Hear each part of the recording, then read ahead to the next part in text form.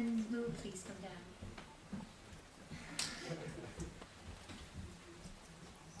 Yes, okay.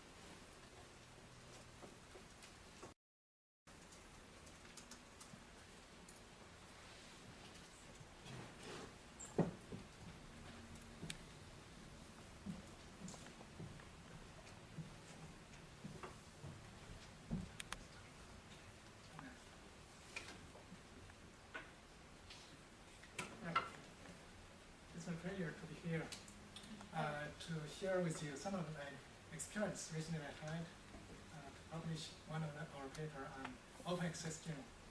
So my name is Zhonglin. I work in microbiology and cell science.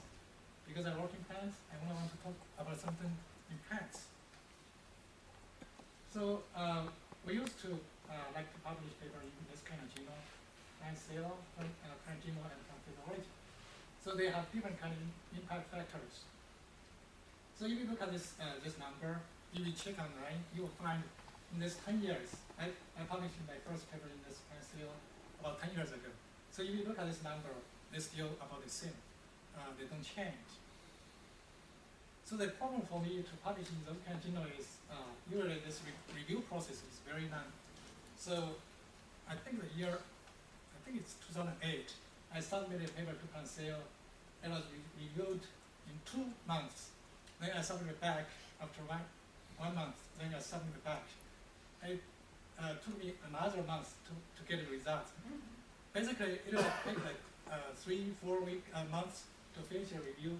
So that is very long. That's not standable. So the second one is that publishing fee actually is very expensive.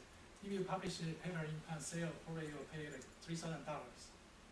The third one, the publish time actually is very small. You know, nowadays they actually put online once accepted, but you will wait for like several months to get the really printed out.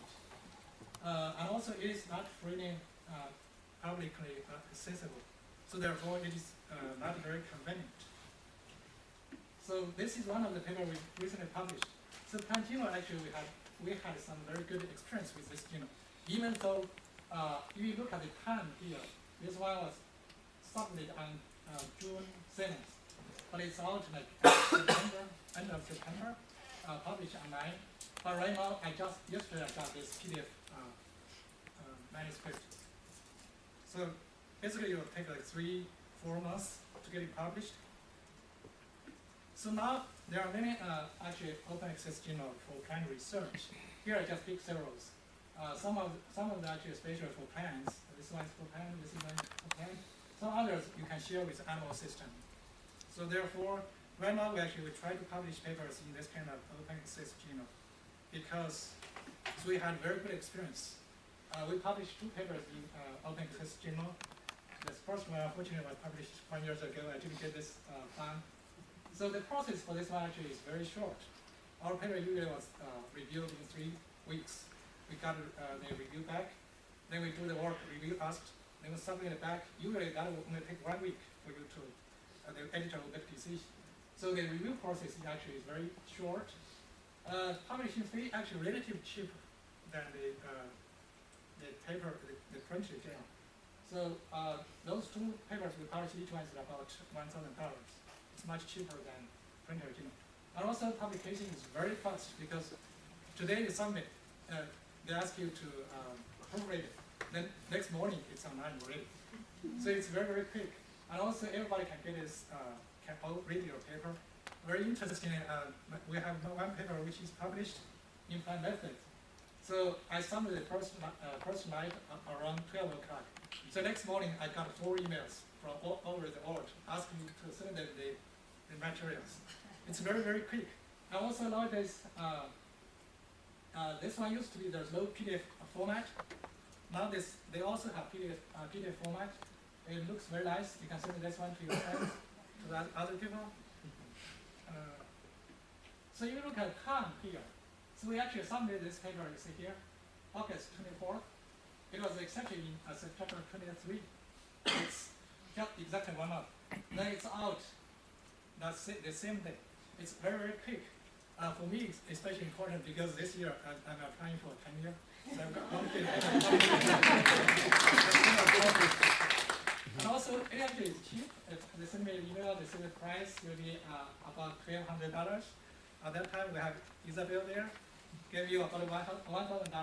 Pretty much covered everything. That's very nice. So actually, the paper, the first 2 authors are undergrad students. We don't have a fund specific for those undergrad students. We do have fund for graduate students or postdocs. Therefore, this is very nice to have this support, especially for undergrad students. If you have some undergrad students there, they publish papers, you do have to find a place to cover the cost of publication. That's it. Okay. Thank you. Thank you.